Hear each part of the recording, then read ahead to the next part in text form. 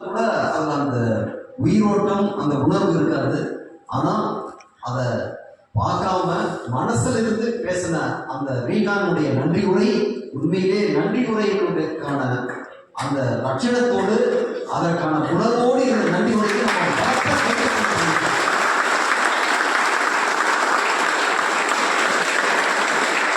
ஆற்றுவதால் பெரும் மகிழ்ச்சி.